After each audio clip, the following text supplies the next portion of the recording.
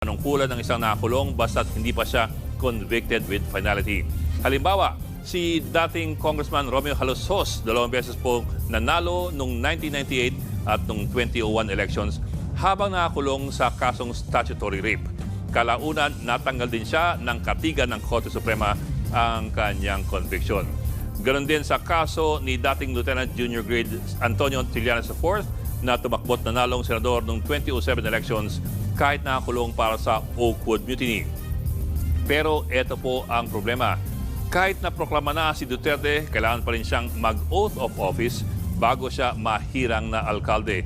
Sa RA 6733, ito po ang listahan ng mga opisyal na maaaring mag-administer ng oath of office sa isang nanalong kandidato. Pansinin po ninyo, kasama riyan sa listahan ang vice-presidente. Pero kahit si VP Sara Duterte, hindi pa rin sigurado kung paano ito gagawin.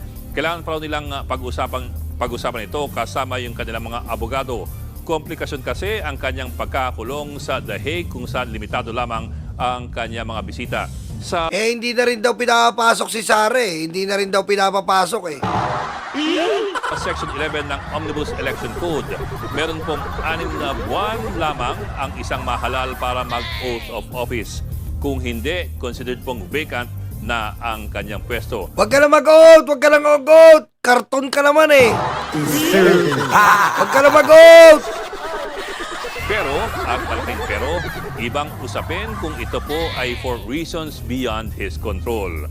Ano pa man, ang pinakamalaking problema ay kung paano manunungkulan ang dating Pangulo bilang alkalde ng isang syudad na 11,500 kilometers ang layo mula sa kanya.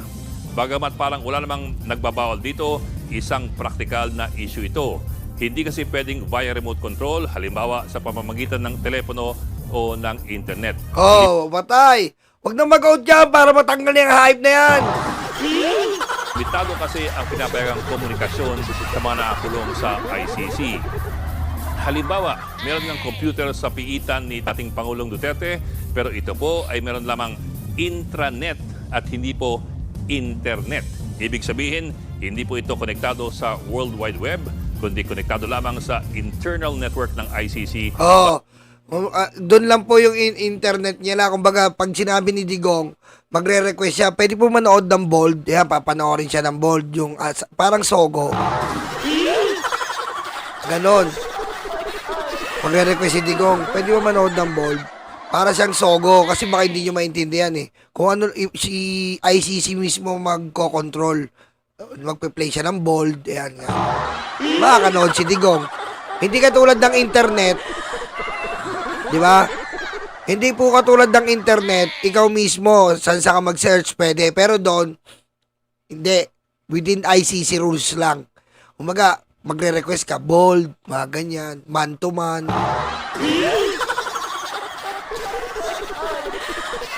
Ganon. Para sa kanilang internal communications mula sa korte.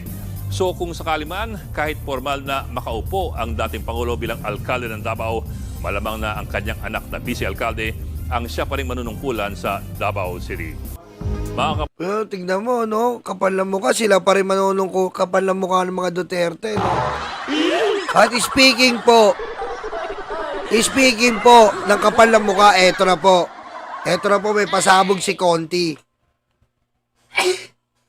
May pasabog po si Conti, siya na pag-alaman nila, bakit po pinadidismiss. O takot na takot po si Digong doon sa 2 judges. Dahil yung 2 judges po ay talagang tinik sa lalamunan ni Digong at balak na si Digong. Kitang-kita na daw po. Kasi parang naano na yung 2 judges na guilty na si Digong. At may posibilidad na 30 years mga DDS. Sakit nito. Sakit nito.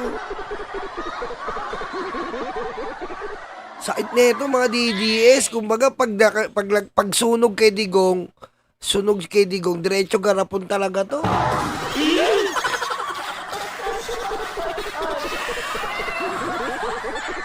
Attorney Conti, magandang gabi po sa inyo. Magandang gabi, Pinky. Hindi pa pala natapos doon sa unang hiling nila na nireject na ng pre-trial chamber. Ano pong masasabi niyo dito sa naging hakbang ng defense team nga ni dating Pangulong Rodrigo Duterte na alisin yung dalawang ICC judge sa kanyang kaso, pero ito ay kanilang iminungkahi o hiniling sa tinatawag na ICC President. Tama ho ba yun? Teka lang lang po eh. Yan lang po. Akala ni Digong, tatanga-tanga siya, nasa Pilipinas pa sila. Di ba? Isa lang naman yan eh. Alam nyo, baligtad kasi nangyari.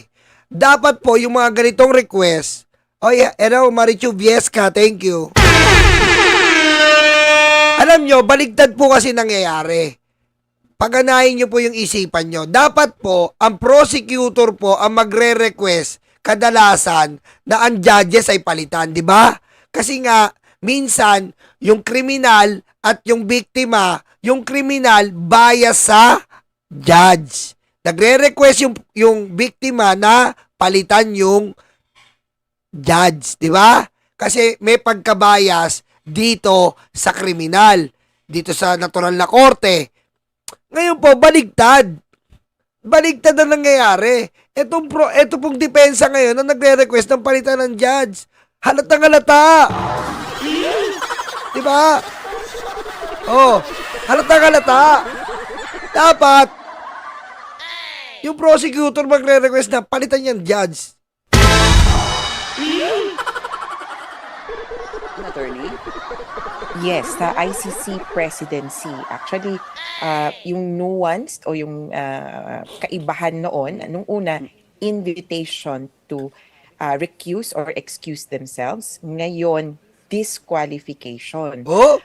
Pero mo disqualification, ang tigas talaga ng mukha ni Digong, no? Ano kaya sabi ni Digong? Putang ina, patayin ko kayo lahat.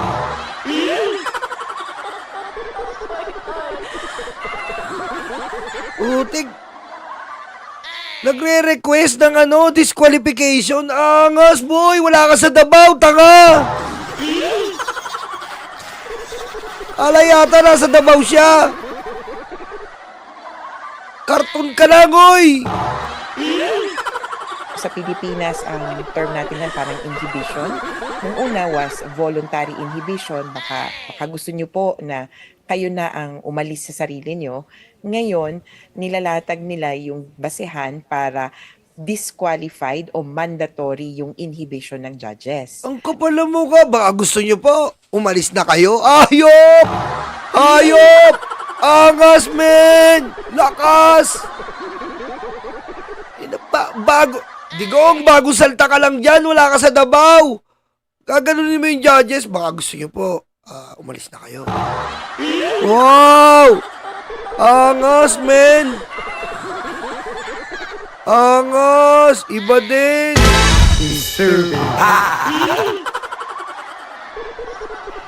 Sa tingin namin, itong mga teknikalidad, talagang within their rights.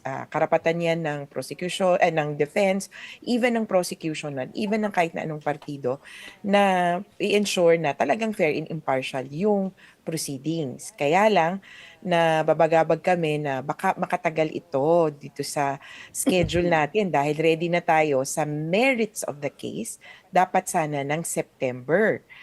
Ang isang komplikasyon na kailangan ding i-point out, so inaddress nila ang kanilang request for disqualification sa presidency. Ang presidency, ito ay parang may president yung court talaga, vice president, at dalawang vice president. Yung Japanese. Na nangangalaga or nagpapatakbo ng korte generally. More of administrative. Yung isa sa tatlo dyan ay yung mismong judge na I disqualify. see. Sino po sa kanila?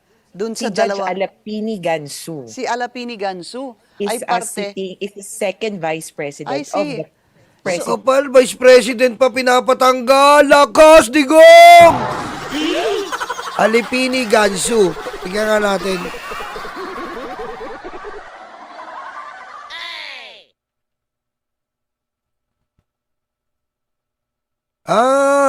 Sino dito? Eto. Yung black na judge. Yung black na judge po ang Ayan po, pinapatanggal. Etong black na judge. Ayan. Yan po ang pinapatanggal ni Digong. Maangas, bago ka lang ah. Ayan o, ito. Oh, tibay talaga ng mukha. Presidency. So, parang sinasabi na sa presidency, pwede nyo bang i-disqualify yung 2 judge sa pre-trial chamber? Pero kapag nagpasya kayo, hindi pwedeng magpasya yung judge kasi siya mismo yung pinapatanggal dun sa isa. Kaya medyo komplikado at magsasanga-sanga ito. Attorney, parang conflict of interest. Parang ganun lalabas yan. Kasi kung may presidente at 2 vice president, yung isang vice president ay yun yung pinapadisqualify ng kampo ni dating Pangulong Rodrigo Duterte. How does that work? Well, depende yan sa presidency. But the votes will be just 2 votes. And technically, it has to be 3 para parang hindi kayo pwedeng mag-tie. Kaya depende yan kung papapalitan. Kasi the presidency ICC cannot Assistant be to Counsel essentially Attorney Cristina. replaced. I will have to see how the presidency will act on this. At the same time, they have a recourse probably to the appeals chamber o yung African lady, no? African lady. Thank you, Ma'am Eva po sila. Yung African lady po ang pinapatanggal. Yung African lady. Naku, bakit naman, Digong? Bakit mo pinapatanggal?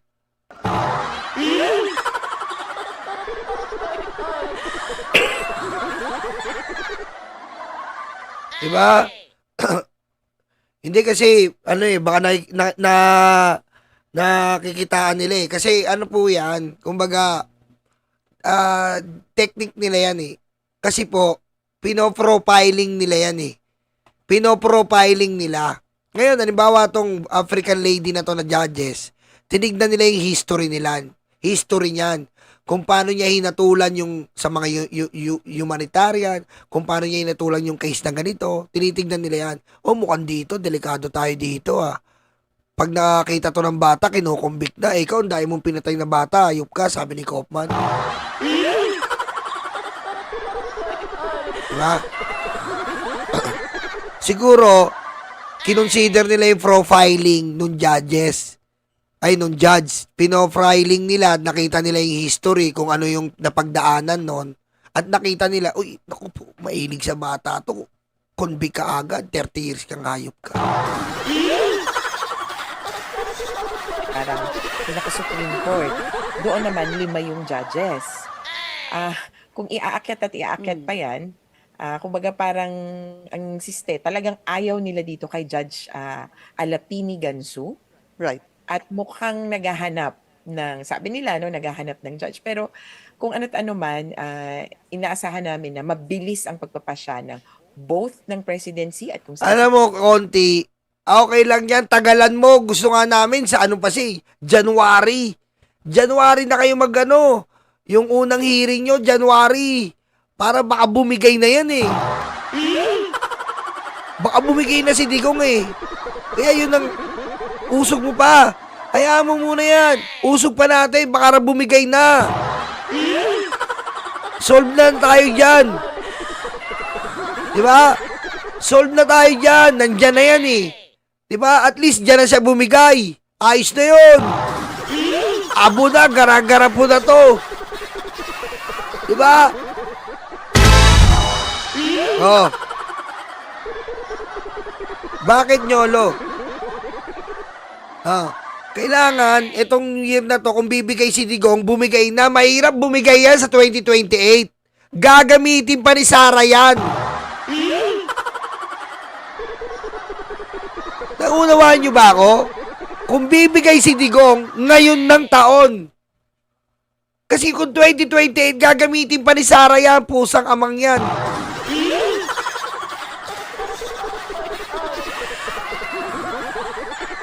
Diba?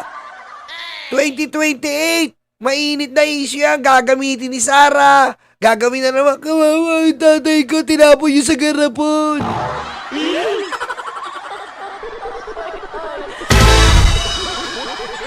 Diba? Kaya kung bibigay si Digong, bibigay na, ngayong taon pwede na. Kasi pag 2028, pumupugak-pugak na yan at dun tumimbuang, ay putek, delikado tayo. Kung buhay pa si Sara noon at nakalusot sa impeachment, tapos tayo niyan.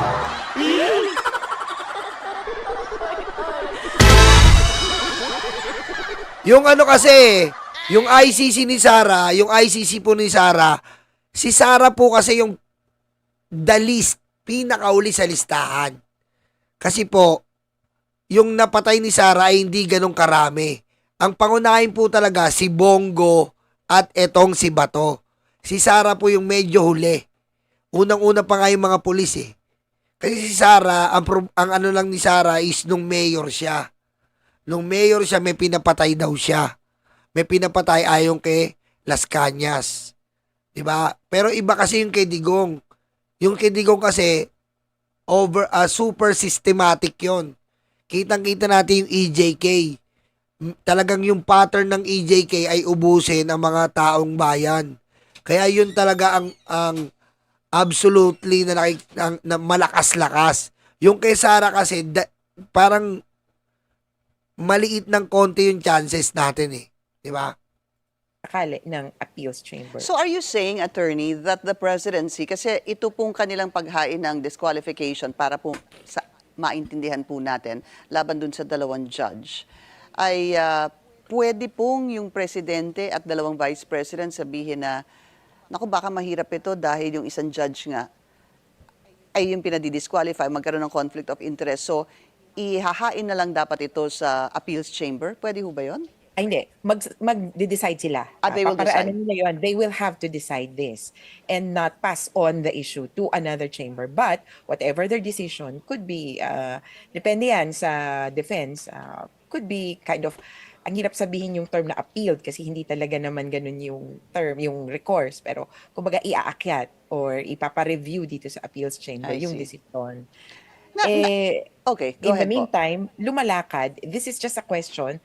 So una, this was a question about what the charges are. So yun yung pag-uusapan natin sa September sana. Ano na ba talaga yung kaso? Pero bago nun, sabi ng defense, wala naman kayong jurisdiction kaya hindi natin dapat pag-usapan yung kaso. Pero napunta pa sa, bago tayo magpasya sa jurisdiction, itong dalawang judges, hindi dapat magpasya. Palitan nyo ng judge. Kaya nagiging sanga-sanga yung issue. How does that affect what is expected doon po sa tinatawag nga na confirmation of charges sa September 23? Nasa ang stage na ba tayo sa Crimes Against Humanity case ni FPRRD? Ibig sabihin ba nito sa Setyembre tuloy pa rin yung pagharap ni As dating of now, Pangulo? yes, as of now, ganun pa rin. Dun sa kaso ni Duterte, ang tawag dito ay pre-trial stage. But overall, ang tawag sa situation pa rin ay investigation. Hindi pa sarado, ibig sabihin, naghahanap pa rin or pwedeng maghanap pa rin ng iba pa na huhulihin o tatawaging most responsible for other co-conspirators for crimes against humanity. Pero sa kaso mismo ni Duterte, dahil pre-trial stage, ang nakaschedule talaga ay yung confirmation of charges. May earlier schedule pa, and this is what I'm more worried about. By July 4, we are expecting the document containing the charges. So, we were not expecting the, kumbaga, we call it here in the Philippines, the information or yung sakdal. We're not expecting the information to come in September. It should come earlier so that you can mount an intelligent defense. July pa lang, ibibigay na yan, ipapakita na yan. Kaya sa totoo, mas atrasado pa nga yung schedule.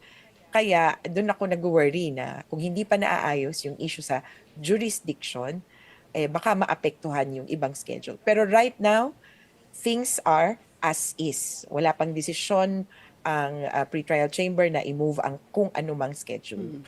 Alam mo, saludo talaga tayo dito kay Conti, no?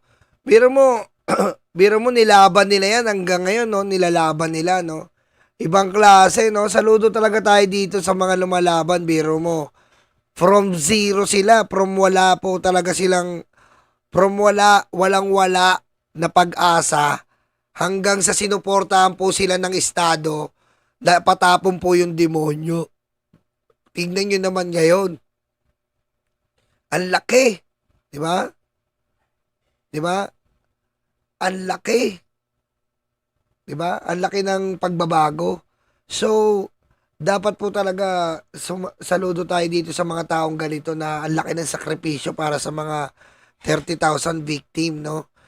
Regarding naman po sa Attorney Conti, siguro antay-antay lang kayo, baka bumigay. ma-disqualify yung life ni Digong. Di ba? Malay po natin, hindi natin masabi, di ba, September, biglang July, na-disqualify yung life. Hindi po natin masabi, Atty. Conti. Huwag po kayong panghinaan ng pag-asa. Huwag po kayong pawala ng pag-asa. Huwag po kayong mawala ng pag-asa. Huwag po kayong panghinaan ng loob. Baka naman, imbis na judge, yung buhay niya naman na ma-disqualify. Hintay-hintay po tayo. Okay? Hintay-hintay po tayo.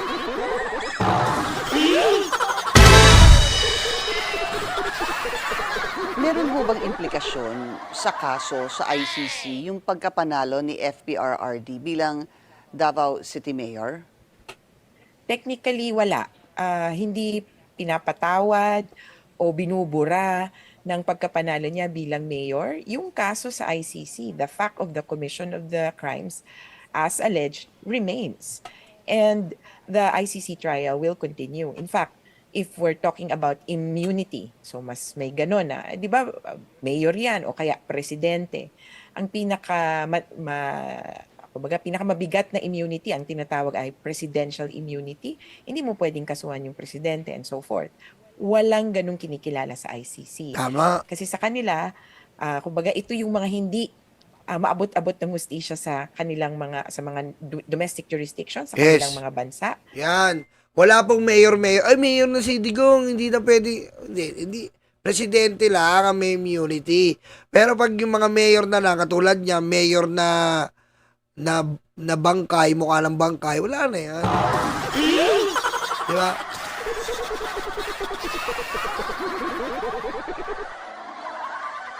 Di ba? Ano na yan? Hindi immunity. Ano yan? May zombinity. Zombinity na ang tawag niya.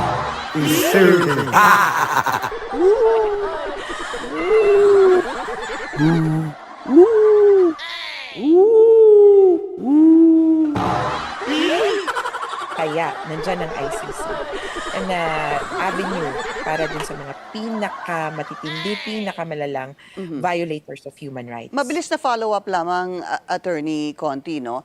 Maaari kayang gamitin ng depensa itong pagkapanalo ni FPRRD bilang to bolster his defense, kumbaga, dahil nga landslide victory ang nangyari po sa pagkapanalo niya. Ibig sabihin, I think it was Attorney Romy Macalintal who was telling me yesterday na maaaring gamitin ito at sabihin na, tinan mo, napakaraming ang bumoto sa kanya.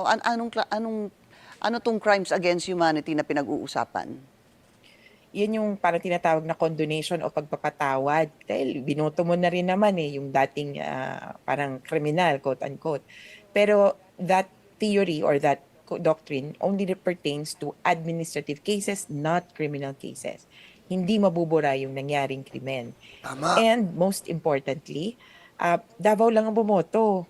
Hindi naman niya kayang patawarin o i-brush aside yung mga issues for the rest of the country. Galing, no? Galing yung lino ng explanation, no? Grabe yung explanation, no? Di ba? Davao lang yung bumoto. Ang daming tanga doon. Davao? Ano ba yan, Davao? Ano ba yan, Davao? Ano ba kayo pinagliba kayo sa tilapia? Gusto nyo lumalangoy-langoy araw-araw? Ha?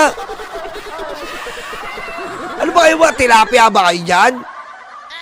Ha? Malalansa na mga bantot na kayo dyan.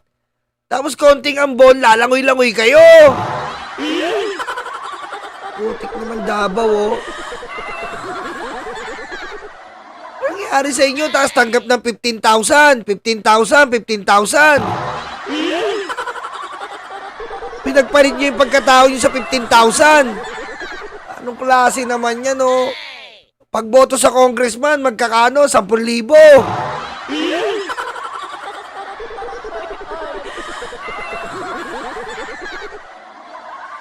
Oh, Joby, mga hito yata to eh. Sanay sa mga bahay. Meron yung pinagpalit nyo yung boto nyo sa 15,000, 10,000. Ano ba na? Sabihin yung dito nga lang sa dito sa Batangas, oh. Magkano ang bigayan dito?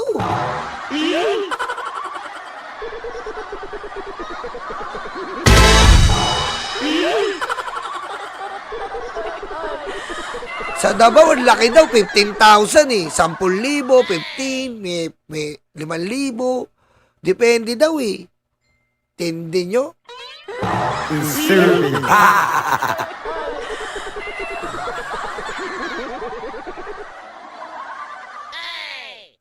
Ano yung tawag sa tadpole? Butete!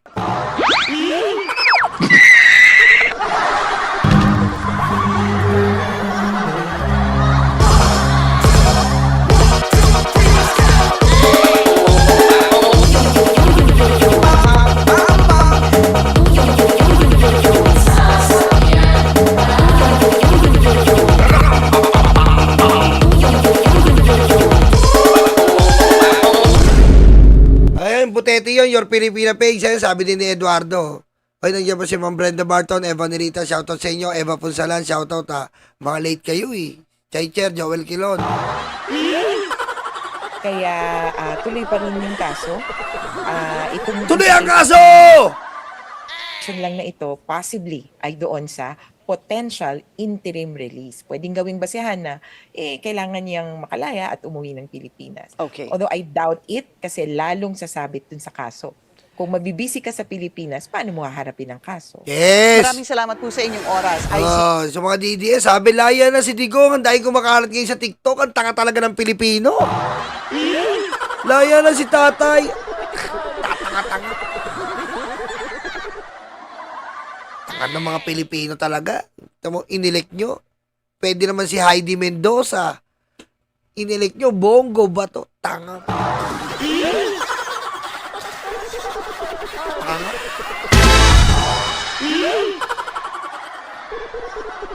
Tanga-tanga.